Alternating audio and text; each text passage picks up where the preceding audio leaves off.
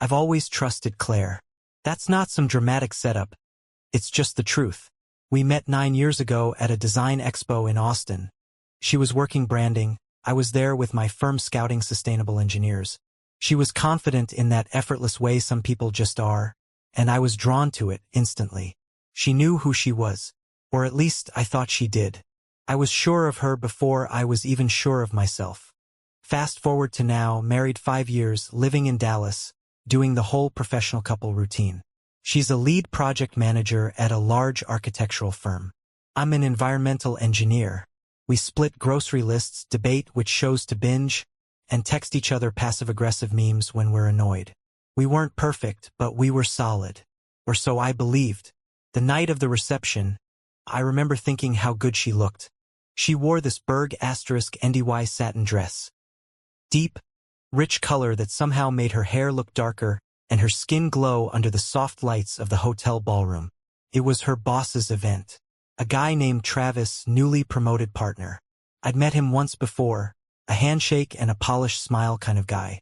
Wore watches that cost more than our mortgage payments.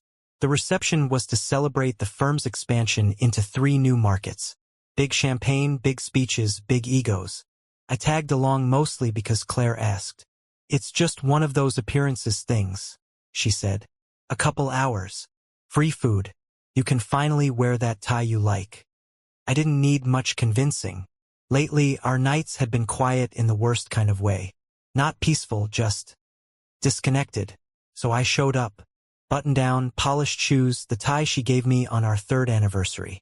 She met me in the lobby of the Omni, already sipping something clear and expensive-looking. I kissed her cheek and she barely leaned in. Glad you made it, she said, smiling, but not quite in her eyes. Wouldn't miss it, I replied.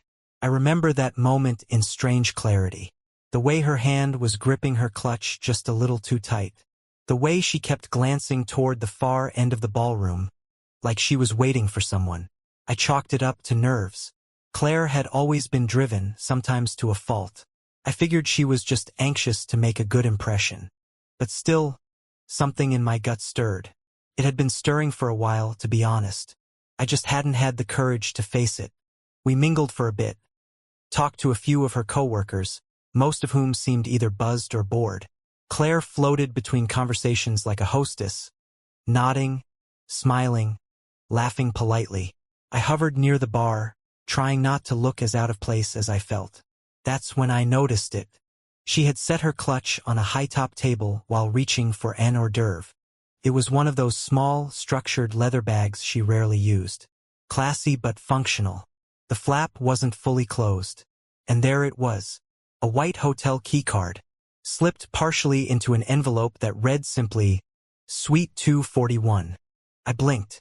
First, I thought maybe it was from work. A corporate booking. But then again, this was Dallas. We lived 20 minutes away. She didn't need a hotel room, and she hadn't mentioned one.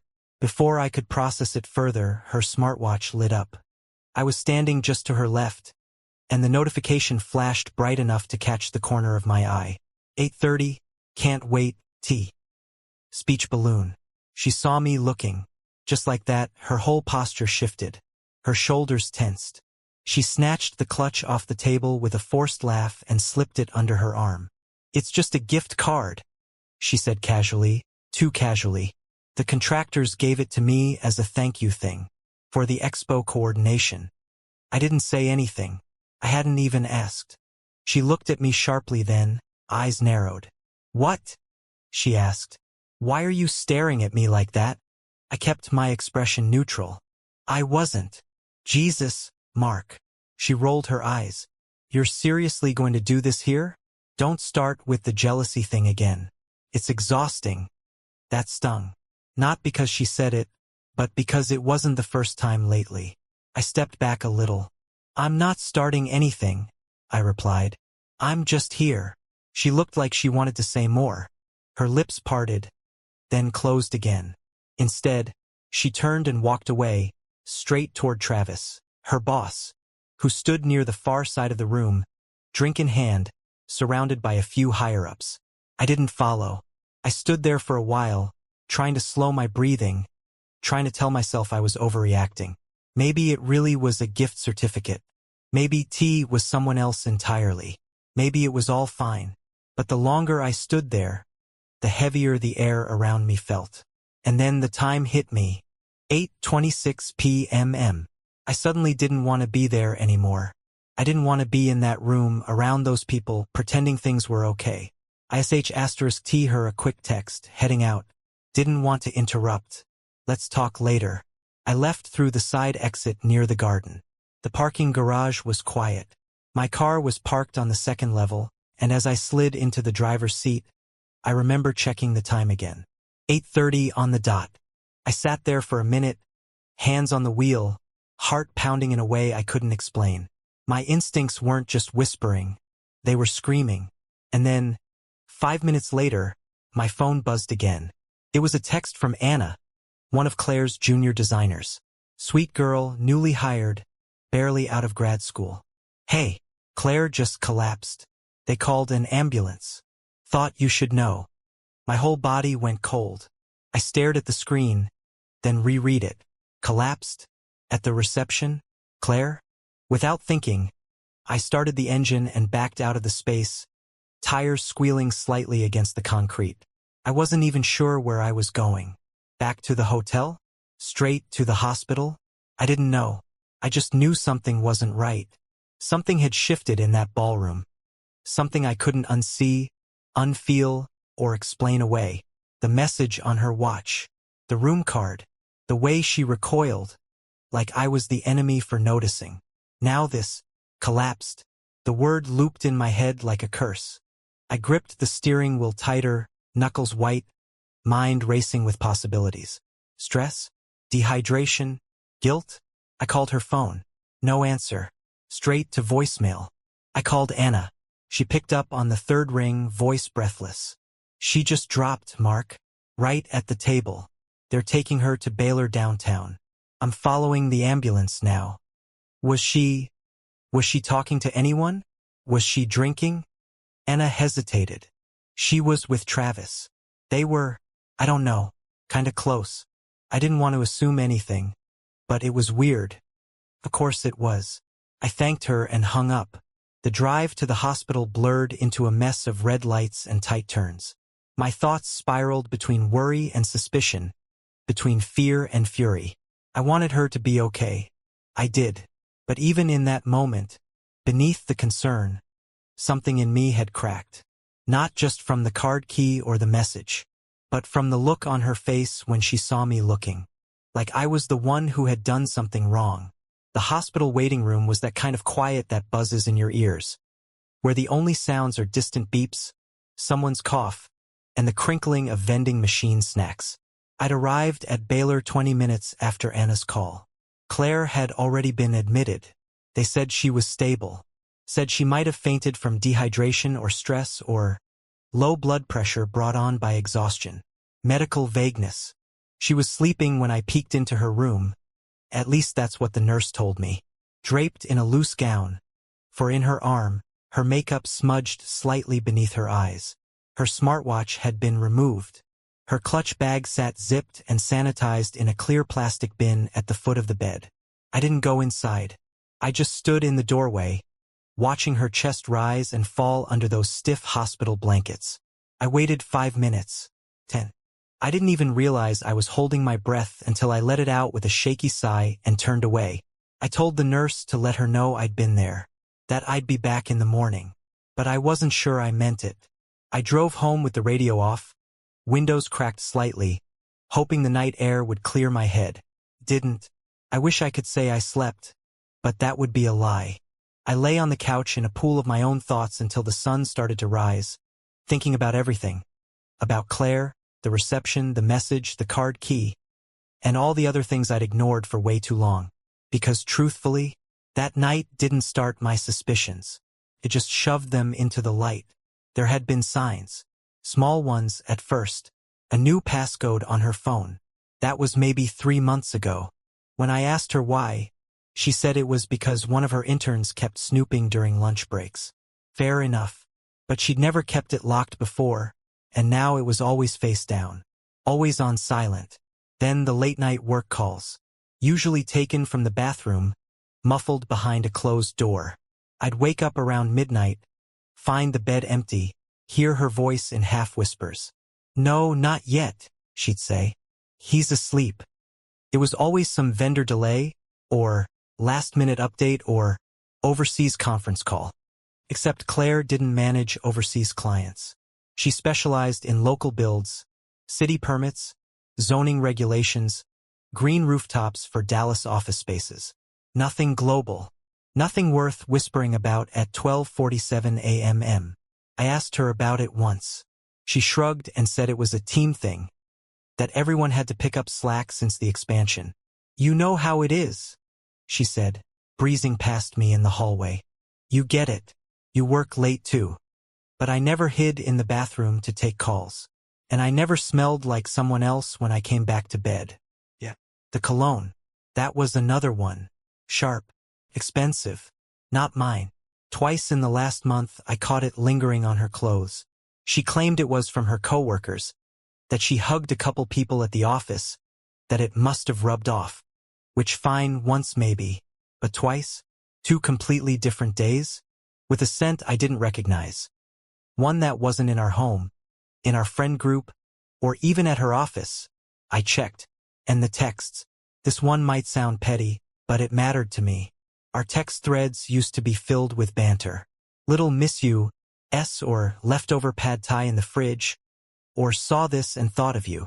We used to send each other dumb gifts during long meetings. That stopped. Suddenly it was all sterile logistics. Running late. Don't forget to pick up paper towels. Meeting ran over. Eat without me. No emojis. No warmth.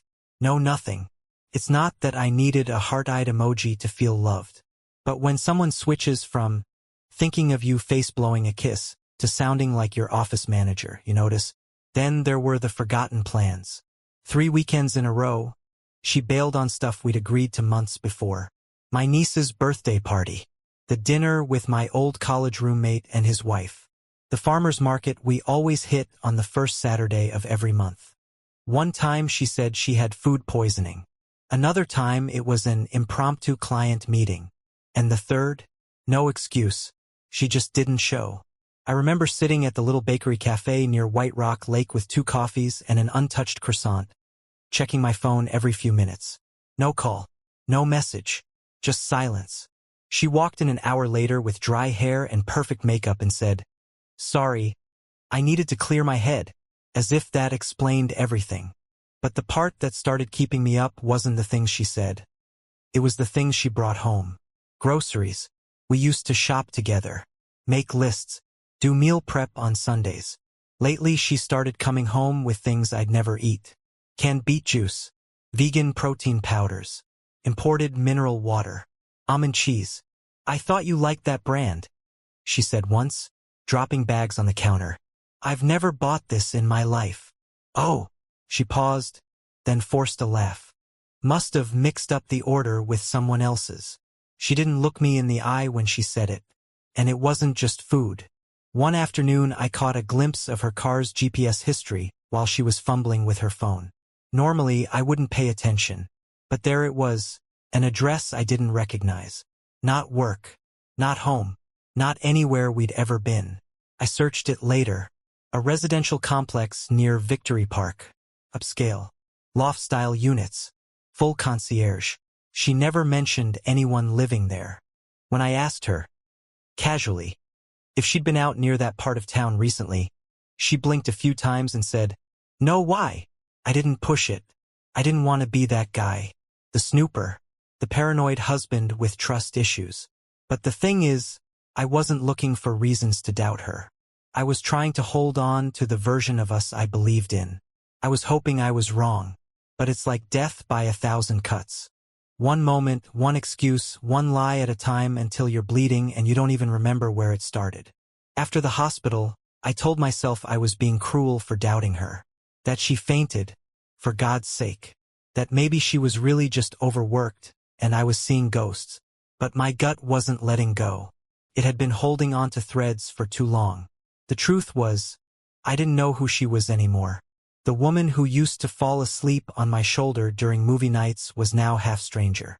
The one who laughed at my dumb jokes was always preoccupied, distracted, guarded. I spent the next day pretending everything was fine. I brought her home from the hospital with flowers and her favorite soup. She looked pale, fragile, like someone halfway through a dream. She thanked me, said the doctor blamed stress and caffeine, made a joke about how she should have eaten more that day. I smiled, nodded, pretended to believe it. She kissed me on the cheek before going to bed early. Her lips felt cold. When I checked her smartwatch, the message from T was gone. Deleted. Everything was. Her call history, her browsing tabs, her GPS, all cleared. And that's when I knew. Deep down, beneath the self-doubt, beneath the hope that maybe I was just overthinking, I knew. Whatever was going on, it wasn't innocent. It wasn't a misunderstanding. It was something else. Something bigger. Something that had already started unraveling the fabric of our life together. I wasn't ready to confront her. Not yet. But I was done ignoring the signs. And if I had to find the truth alone, then so be it. Because love doesn't ask you to blindfold yourself while everything falls apart. Not real love. It was a Tuesday. That detail sticks with me. Not because Tuesdays mean anything, but because it was just so ordinary. There's something cruel about the truth landing on a day as boring as Tuesday. Like betrayal doesn't even have the decency to wait for a dramatic backdrop. Claire texted me around noon. Staying late. Inventory run for the Parker job. Should be back by 10. 10. Not 9. Not evening. A very specific 10. I stared at the message for a long time, feeling my pulse tick up in the back of my throat. She'd gotten good at that. Framing her nights out with just enough detail to sound legit but not enough to be questioned. I typed OK and hit send. Then I waited. Watched the dots. None appeared. No love you. No heart. No follow-up. She was done for the day. What she didn't know was that I wasn't. That afternoon, I canceled my last meeting and left the office early. I didn't tell anyone. I just packed up my laptop, grabbed my coat, and sat in my car for a solid 15 minutes, questioning everything I was about to do. I felt sick. Not because I didn't want to find out, but because deep down I already knew what I was going to see. Still, knowing and seeing aren't the same. I followed her. Not proud of it. Not ashamed either. I had spent weeks being lied to, and I was done playing the clueless husband. I didn't have a PI or a tracker or any fancy tools. I just had a full tank of gas and the knowledge that Claire's schedule had never once included an inventory run in the 5 years I'd known her. So I waited down the block from her office. At 6:52 p.m. She walked out, hair up, red lipstick, a gray trench I hadn't seen before, cinched tight at the waist. Not work attire, not warehouse attire either. She got into her car and pulled away. I let 2 others pass before slipping into traffic behind her. Not too close, not too far. She didn't head toward Parker's build site. Didn't go to her office's satellite storage yard. Didn't even take the freeway out toward the industrial district. She went uptown, right into the Bishop Arts District. Trendy, boutique heavy, definitely not construction territory. She turned off onto a narrow street near Jefferson, parked near a building I'd never noticed before. Sleek black exterior, gold lettering on a brushed glass door. Horizon Wellness Loft. I pulled past and parked around the corner. Waited. 10 minutes later, lights flicked on inside the second-story windows. The blinds were semi-sheer, just enough for silhouettes to show through if you stood far enough back. So I did. There they were. Claire and him. Travis. Her boss. The one with the Rolex and the tailored suits and the carefully polite smile. The one who was at her side all night at the reception. The one I'd seen her whisper to during their congratulatory champagne toasts. The one whose initial T had flashed on her watch. They were close. Too close. Not talking. Not working. Not stretching or doing yoga or any other innocent use for a wellness loft. He reached for her. She didn't pull away. He kissed her. Slow. Familiar. Like it wasn't the first time. I stood there, heart hammering in my chest, forcing myself to keep my phone steady as I took a photo through the window. The timestamp glowed on my screen. 7:21 p.m. I didn't watch the rest. I didn't need to. I backed away slowly, turned the corner, and got back into my car, hands shaking so badly I could barely put the key in the ignition. It's a strange thing, watching the truth land in front of you. All those little doubts, those tiny puzzle pieces that never quite fit, suddenly click. And the image that forms isn't just painful. It's blinding. I didn't drive home right away. I parked in the lot of a closed bookstore 3 blocks away and just sat there in the dark, my phone glowing beside me. Claire's text still open like some sick joke. Inventory run. I let out a hollow laugh. Not bitter, not even angry, just empty. Like my body didn't know how to process what it had just seen. People always talk about finding out like it's a cinematic moment. Yelling, crying, confrontation. But for me it was just cold, quiet. My heart wasn't racing. It was retreating. I thought about going back to the loft, knocking on the glass, screaming. But what was the point? They'd already made their choice. I stayed in that lot for nearly an hour. My mind wandered through everything. When it started, how long it had been going on, who knew? Were her co-workers covering for her? Had she lied to her family too?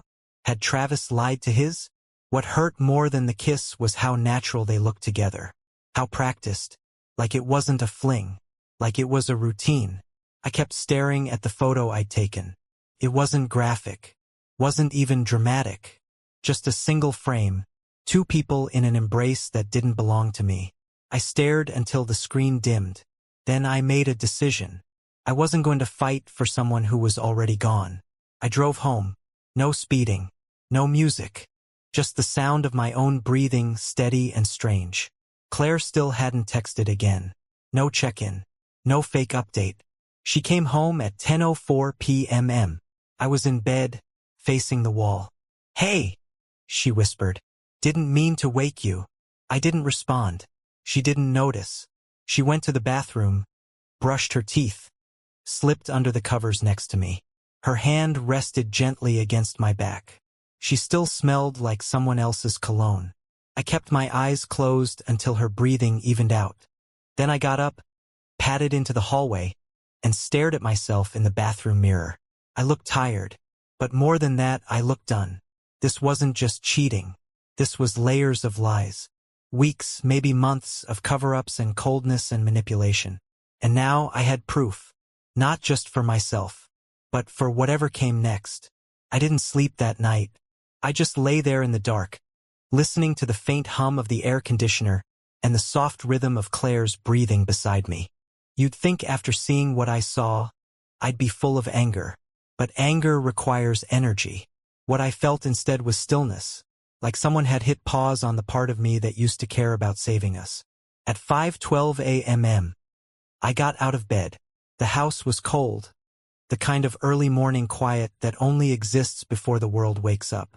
I made coffee, the automatic motions of grinding beans and pouring water grounding me more than any emotion could. On the counter, I set out a single croissant from the bakery near our office, the one she loved but always pretended to buy for me. Beside it, I left a folded note.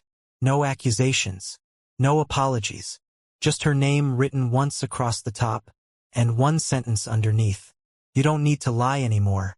I left for work an hour early. Sat in my truck in the parking lot long before anyone else arrived. The sun came up in slow, amber streaks, and I stared at the horizon until the light blurred my vision. I told myself I'd talk to her that evening. Not fight, not accuse, just talk. But when the moment came, it didn't go that way. Claire got home around 7. She seemed jittery, too cheerful, like she'd rehearsed her smile in the car. I could always tell when she was trying to act normal. It was the way her hands moved too fast, the way her laugh came a half-second too late. "You left early," she said, dropping her purse onto the table. "Everything okay?" I didn't answer at first. I just looked at her. Really looked. The woman standing in front of me wasn't the same person I'd married. She was composed, defensive, polished to perfection. And I suddenly realized she'd probably practiced this version of herself for weeks. "Mark?" she said, her tone softening. You're scaring me. What's wrong? I exhaled. How long have you been seeing him? Her smile froze. Just like that, the air between us changed. What are you talking about? You know exactly what I'm talking about, I said quietly. Horizon Wellness Loft. Tuesday night. 7:21 p.m. Her face went pale. You followed me? I almost laughed. That was her first instinct, to turn it on me. No, I said. I found you. Her lips parted like she wanted to explain, but nothing came out. She just stood there, blinking, searching for the right lie and coming up empty. Finally, she shook her head, voice trembling. It's not what you think. I closed my eyes for a second. Claire, you don't have to say that. You don't have to lie to me anymore. That broke her composure. Tears filled her eyes. Mark, please. It wasn't serious. I was confused, and it just happened. It didn't just happen, I said. You don't accidentally fall into someone else's arms. I thought we were falling apart, she shouted suddenly. You've been distant, distracted. I felt invisible, and he noticed me. I didn't plan it, Mark. I swear I didn't. I didn't raise my voice. I didn't move. I just stared at her. So that's your excuse? Her breath hitched. No, it's not an excuse. It's God. I don't know what it is. I made a mistake. But I love you. I still love you. That word hit me like static. Love. People throw it around like it's a patch that can fix any tear. But once you've seen what I saw, it loses its meaning. I didn't even know what her version of love meant anymore. She reached for me. I stepped back. Don't, I said. Please, just don't. Mark, her voice cracked. We can fix this. I'll end it. I'll do whatever it takes. I wanted to believe her. I really did. But the truth was, she wasn't sorry she cheated. She was sorry she got caught. I took a deep breath, forcing the words out evenly. You don't get to rewrite this. You made your choice. Her tears spilled over. You're just going to give up? After everything? No, I said. You gave up. I'm just finishing what you started. For a long moment, neither of us moved. The only sound was the ticking of the kitchen clock. Eventually, she broke the silence. So what now? I'm leaving, I said simply. For a while. Maybe longer. She flinched, like the words had physically hit her. Please don't go. We can go to therapy, talk to someone. I'm done talking, I said. You said you felt invisible. Well, you made me feel small. Like some placeholder you could lie to while you lived a second life. Her eyes darted to the counter, where the croissant and note still sat untouched. She reached for it with shaking hands. When she read it, she let out a small, broken sound. You didn't even sign it. There was nothing left to sign, I said. That night, I packed a duffel bag. Just the essentials, some clothes, my laptop, toiletries. Claire followed me from room to room, alternating between begging and blaming. 1 minute, she was sobbing, saying she'd change. The next, she was angry, calling me cold, accusing me of giving up too easily. It was exhausting. I didn't argue. I didn't even look at her. When I was done, I zipped the bag and slung it over my shoulder. I'm staying with Andrew for a while, I said. Don't call me. Don't text me. I'll reach out when I'm ready. Mark, please, she whispered. You can't just walk away. Yes, I can, I said quietly. And I am. She stepped in front of the door, blocking my path.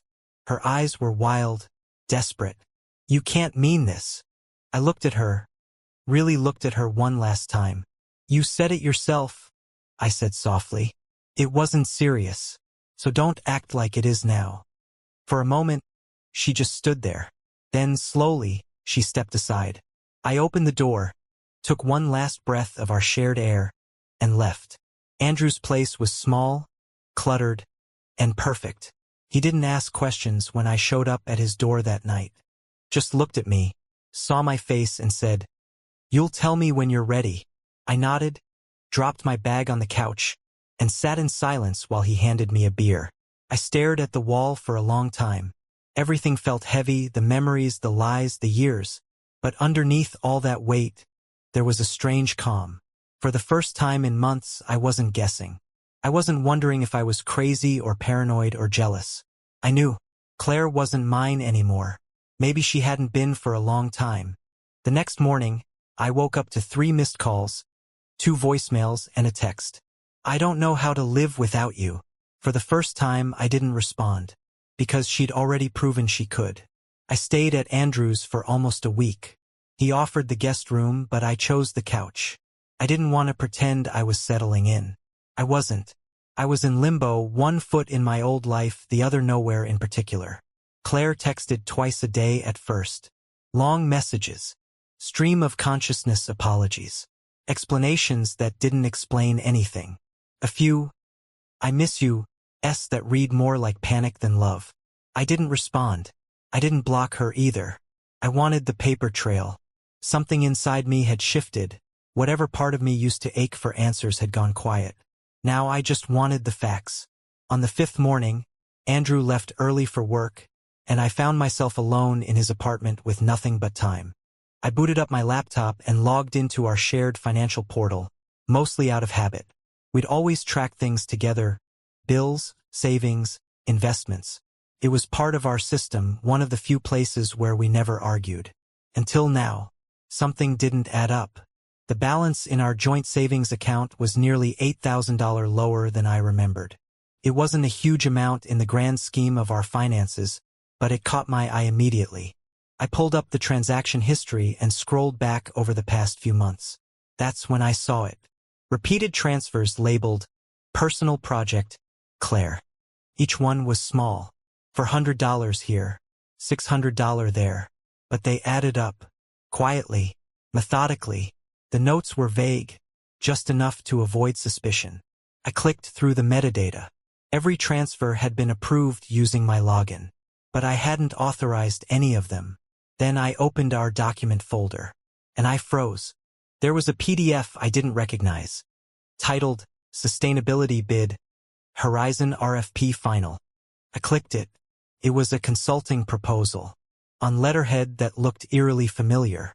Mine. The formatting was clean, professional.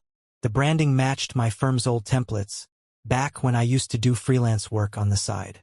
But I hadn't touched that logo in over a year. The email listed at the bottom? An alias version of mine with a subtle typo: Mark Wesley. env@gmail instead of Mark Wesley. env@gmail. It was a shell. I skimmed the contents. It pitched sustainability consultation services for green retrofit projects in urban spaces, exactly the kind of work I was licensed for. The resume page was mine, my degree, certifications, even job titles, but with one glaring red flag.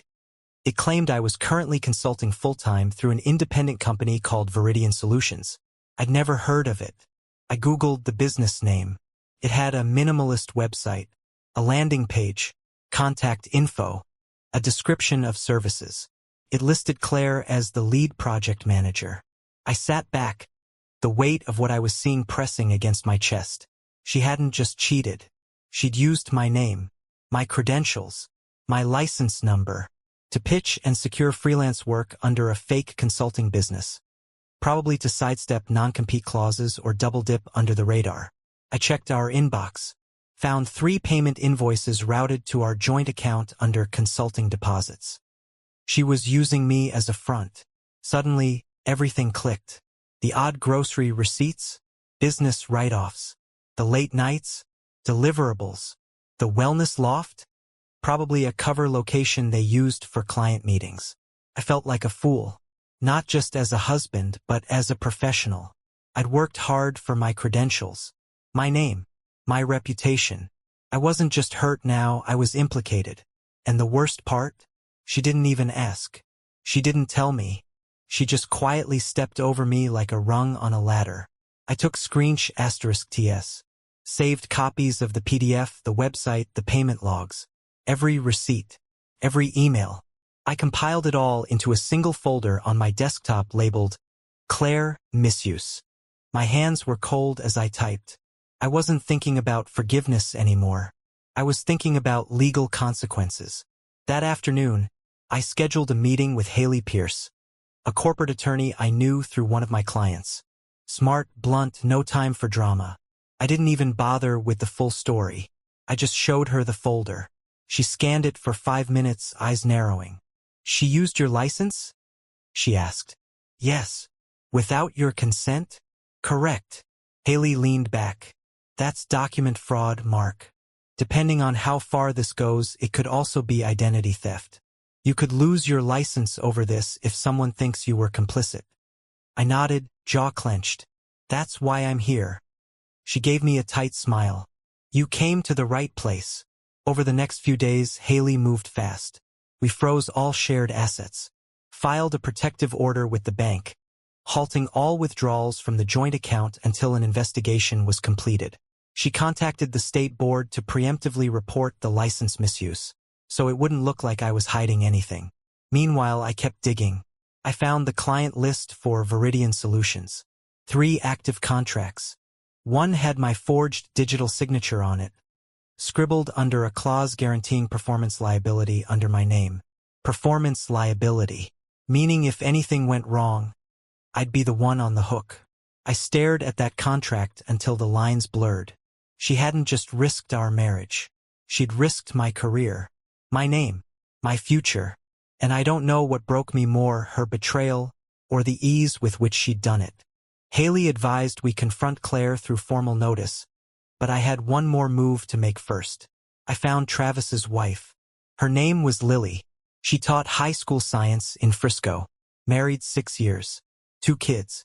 One of them had drawn a crayon picture of Mommy and Daddy on her school blog. I stared at it for longer than I care to admit. I sent her the photo I'd taken from the wellness loft, attached it to an email. Subject: "You deserve to know." I added no explanation, just my name and phone number at the bottom. 2 days later, Lily filed for divorce. 3 days after that, a formal ethics complaint was filed against Travis by his firm's internal board, most likely from her or her lawyer. Claire lost her job the following week. Viridian Solutions was flagged for investigation. The website went down. The client contracts were suspended. Just like that, her personal project came crashing down. She sent me one last message. "You didn't have to destroy everything." I didn't reply, because I didn't destroy anything. She did. I just turned on the lights. With Haley's help, I froze our assets, reported the fraud to the bank, and cleared my name with the state board. I sent Lily the photo, Claire kissing Travis, and within days, she filed for divorce and reported him to his firm. Claire was fired. Viridian was shut down. Her fake project collapsed, and for once, her lies had consequences. I didn't feel triumphant, just free. Claire tried to paint me as cold and distant in court, but her messages, GPS data, and forged documents said otherwise. The judge ruled in my favor. I kept the house, our funds, and my license. Her fraud was officially recorded. When she came to pack her things, she looked lost. I didn't yell. I didn't gloat. I just watched her go, calm and silent, like closing a door that had been opened far too long.